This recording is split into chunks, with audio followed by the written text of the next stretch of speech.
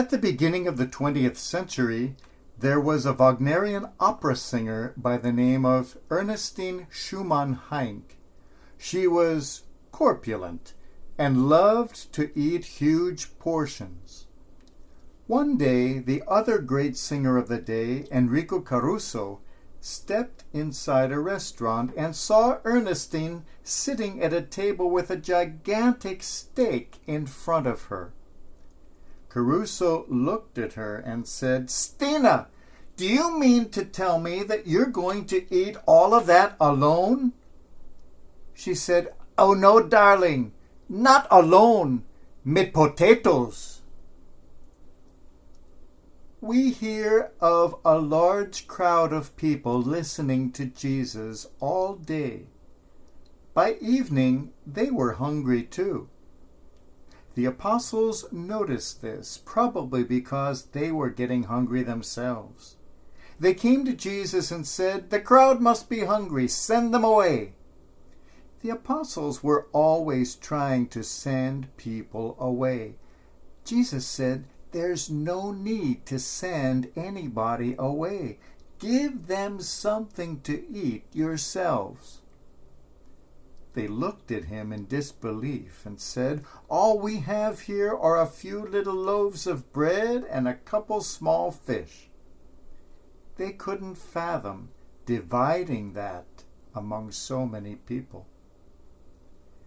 The great baseball player Yogi Berra once ordered a pizza.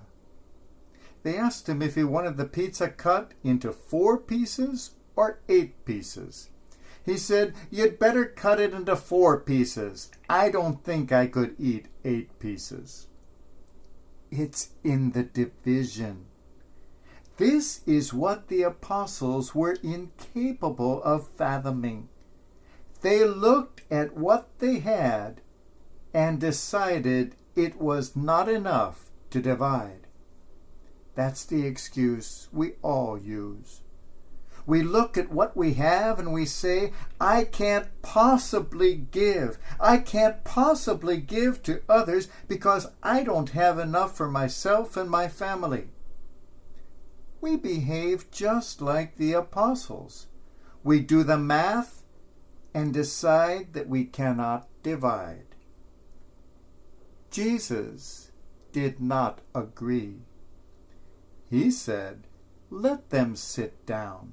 Bring me what you have." This is the only miracle recorded in all 4 Gospels, and in the others we find more details. It turns out it was not the apostles who had these few loaves and fishes. This was not in their hands. It was in the hands of a poor little boy. We know he was poor because these were barley loaves, the cheapest kind. Maybe his mother had packed him this lunch. He was hungry too, just like everybody else. But unlike the apostles, he didn't count. He said, "This is what I have. Take it." And he gave all he had. The poor became the provider. "Send them away," said the apostles. They always wanted to send everybody away. When the children wanted to come to Jesus, the apostles wanted to send them away. When the crowds came to Jesus, the apostles wanted to send them away. They wanted to send away the sinful woman, send away all the sinners and the riffraff that were coming to Jesus. At the end, the apostles were the ones who ended up running away when the chips were down. It was ever thus. Throughout history, we encounter leaders who see in the crowds not people, but problems, and want to send them away, whether it was a Galileo who was smarter than they were, or a Joan of Arc who was holier. The first reaction is always to send people away. But Jesus says, no, let them stay. Let them sit down where they are. there is enough for everyone to be satisfied.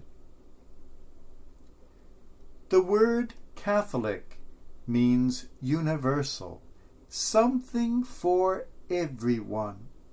It means sit down on the grass right where you are and be fed. There is no need to get up and leave.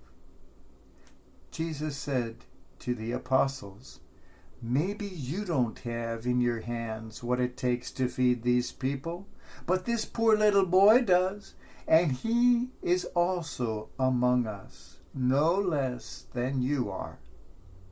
Then Jesus does something extraordinary. He takes the little bit that the boy had, doesn't complain that it's not enough, doesn't complain that it's not the big hunk of meat on Stina's plate, but accepts it and gives thanks. We often have the same attitude as the apostles. We say, I don't have the right stuff. And God says, oh yes you do. We say, I don't have enough. And God says, oh yes you do. Look at what you have. Accept it. Be grateful for it. And you will be amazed that there is enough for you and for everyone else. Then comes the great miracle. They call it the miracle of the multiplication of the loaves, but we should rather call it the miracle of the division of the loaves. Jesus does not wave a magic hand and produce thousands of loaves of bread on the spot. What he did was divide what was there. The miracle of multiplication came through the division. What an amazing mathematician God is. Multiplication comes when we divide. It is when we subtract from what we have that something is added to it.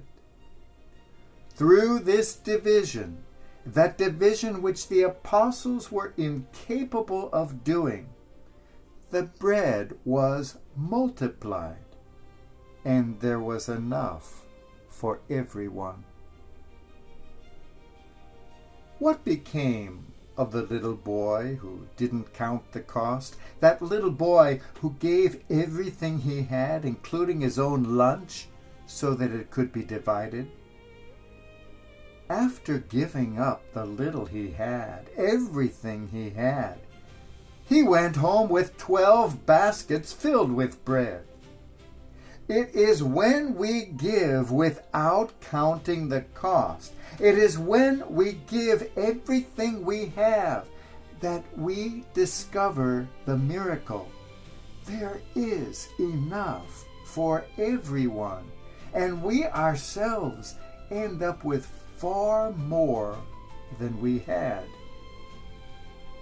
Let us too go to this school of Jesus and learn to divide. Learn to share what we have, and we will find that we too have not only enough, but a superabundance for us and for everyone around us. Let us go to the math class of Jesus and learn that it is in division that multiplication is possible. Let us learn to multiply by learning to divide.